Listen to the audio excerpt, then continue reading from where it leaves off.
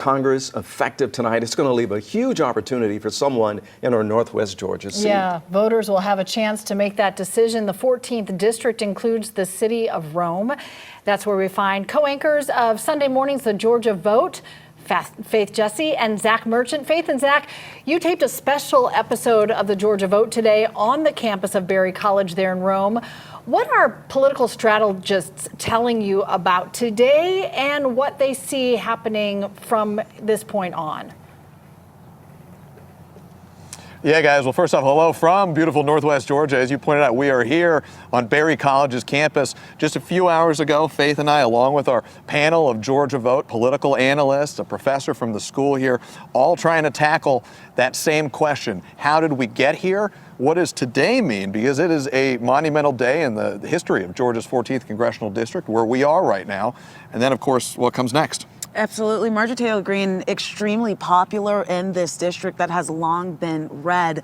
And folks in her district, you see the national press, you see President Trump calling her a traitor, but a lot of people here still really like her, and they also like President Donald Trump. So what's next for the district still remains to be seen. We did speak to two of our strategists, a Democratic strategist, Fred Hicks, as well as Republican strategist Joshua Edmonds, and we posed that question to them. Take a listen.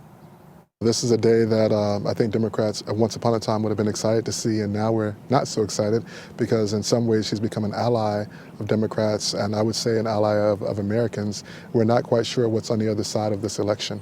It could be someone who's more Trump than she is, or it could be someone who's like her, but we're not quite sure. I think that what Marjorie has done in Republican politics is going to ripple into the 2026 elections. I think that there's going to be, for down ballot races in Georgia, where there are candidates who aren't very well defined, I think that they're going to have to take a long look at the Marjorie model of politicking and see, is that my pathway forward here?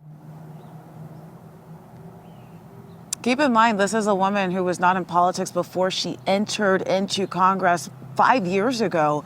She was a staunch supporter for President Donald Trump before he was president. Of course, she was under Joe Biden and then helping him to get elected. And they've obviously been at odds, but she is also someone who, no matter which side of the aisle you are on, she has remained true to her word and true to her promises. You know, and her departure from Congress, as Ron, you pointed out, is effective just before midnight tonight, leaves a big hole to be filled in the 14th congressional district. There's going to be a special election to fill that seat. Many people are jockeying, already lining up to get in the race and run.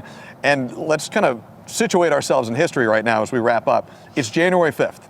We're 5 days into this new year. You heard us talking about for so long, 2025 felt busy. Get ready for 2026. 5 days in, pretty busy already, and this is just the start, guys. Just getting started. Yeah, what a way to start the election year. Thank you so much for your coverage. Look forward to a lot more. Thank you to